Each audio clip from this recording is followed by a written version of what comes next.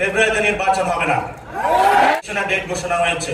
ফেব্রুয়ারিতে নির্বাচন হবে, ফেব্রুয়ারিতে নির্বাচন হবে না। যদি সংস্কার কাজ শেষ না করে নির্বাচন হয়, কবরে গিয়ে তার লাশটা ফেরত দিতে হবে এই সরকার। আমার যে ভাইয়ের হাতটা চলে গিয়েছিল, তাহলে এই সরকারকে আমার ভাইয়ের হাতটা ফিরিয়ে দিতে হবে। সামনে যদি আয়নাগর প্রচেষ্টা করা হয়, আমরা সে আয়নাগর কেন ডিজিএফ এর হেডকোয়ার্টার ভেঙে দিব।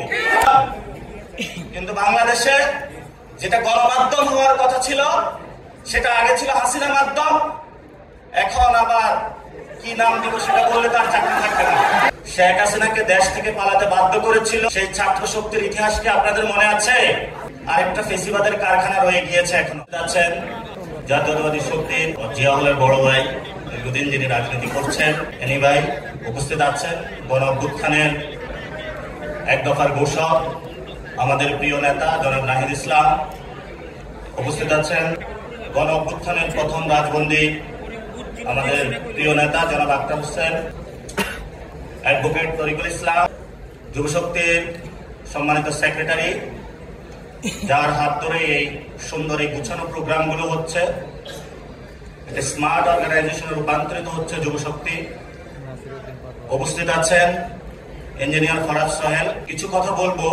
বর্তমান বাংলাদেশে গণ অভ্যুত্থান পরবর্তী সময়ে বাংলাদেশকে যদি আমরা পুনর্গঠন করতে চাই,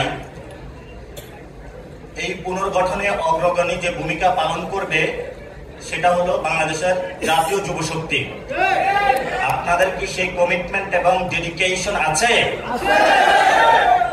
যদি থাকে, গত বছরে গণ অভ্যুত্থানের 5 তারিখে ছাত্রদের হাতে, ছাত্রদের নেতৃত্বে বাংলাদেশে গণভবনের পতন হয়েছিল, সেটিকে আপনাদের স্মরণে আছে? আরেকটা ফেসিবাদের কারখানা রয়ে গিয়েছে এখনো। ছাত্র শক্তি থেকে, পাটচক্র থেকে জনগণকে নেতৃত্ব দিয়ে শেখ হাসিনাকে দেশ থেকে পালাতে বাধ্য করেছিল। সেই ছাত্র শক্তির ইতিহাস কি আপনাদের মনে আছে? আরেকটা ভবন আছে, সেটা হলো বঙ্গভবন। এটার পতন আপনাদের হাত ধরেই হবে ইনশাআল্লাহ। দ্বিতীয়ত যে কথাটা, বর্তমান সময়ে ইলেকশনের ডেট ঘোষণা হয়েছে, ফেব্রুয়ারিতে নির্বাচন হবে, ফেব্রুয়ারিতে নির্বাচন হবে না।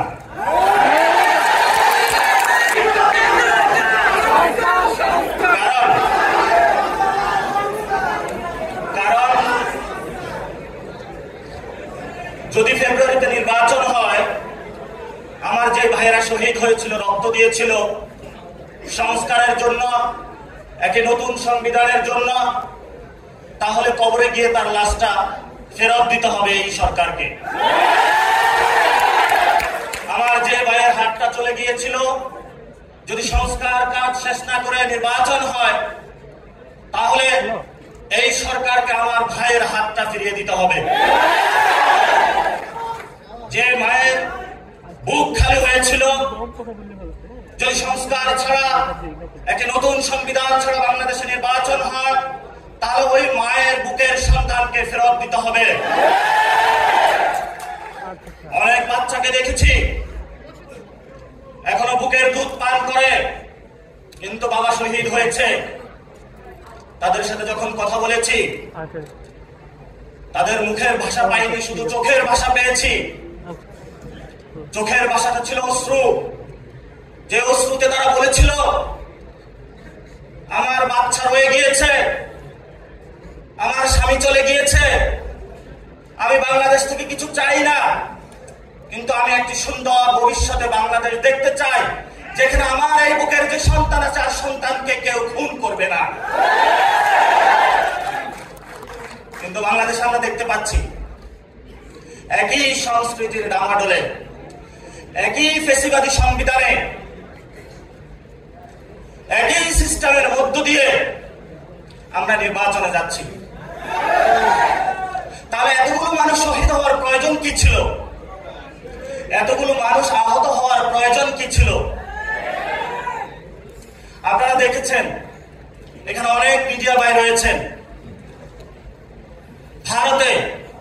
হিন্দুত্ববাদী বিজেপি এক এক করে সকল মিডিয়া দখল করেছিল, কিন্তু কিছু তরুণ যুবা অল্টারনেটিভ মিডিয়া সৃষ্টি করে ভারতের বুকে গত ইলেকশনে বিজেপির যে জয়যাত্রা, তাদের যে হম্বি তম্বি, সেটা রুখে দিয়েছিল। আপনাদের কি স্মরণ আছে?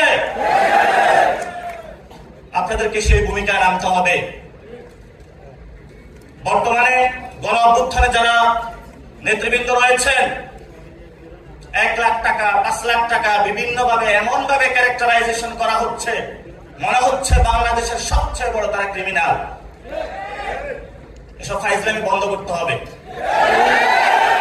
গণ অভ্যুত্থানের পরে সকল মিডিয়া সম্পাদকের সাথে বসেছিলাম, তাদেরকে একটা কথা বলেছিলাম, যারা কাম করেছেন ঘরের ভিতর থাকেন, যদি লজ্জা থাকে ঘরের ভিতর থেকে বের হবেন না।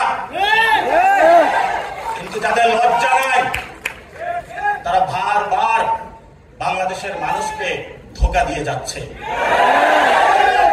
অনেক সাংবাদিক রয়েছেন যারা বুক থেকে বাংলাদেশকে ভালোবাসেন,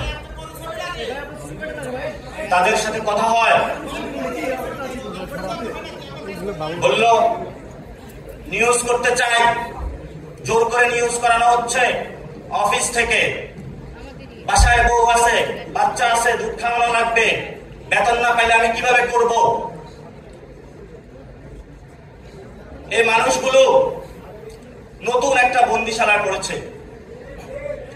এই মিডিয়া মালিক যারা রয়েছে, মিডিয়া যারা সম্পাদক রয়েছে, এই সম্পাদক গুলো এখন দালালি শুরু করেছে। বাংলাদেশে গণমাধ্যম প্রয়োজন, কিন্তু বাংলাদেশে যেটা গণমাধ্যম হওয়ার কথা ছিল, সেটা আগে ছিল হাসিনা মাধ্যম, এখন আবার কি নাম দিব সেটা বললে তার চাকরি থাকবে না। আরেকটি বিষয় আমি শেষ করবো, দ্রুতই শেষ করবো।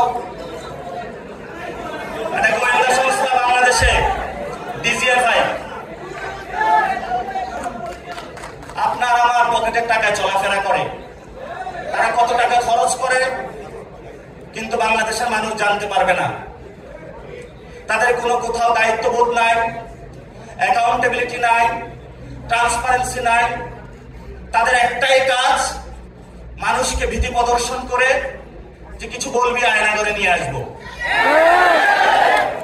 আর আপনার আয়নাগর তো আমরা ভেঙে দিয়েছি।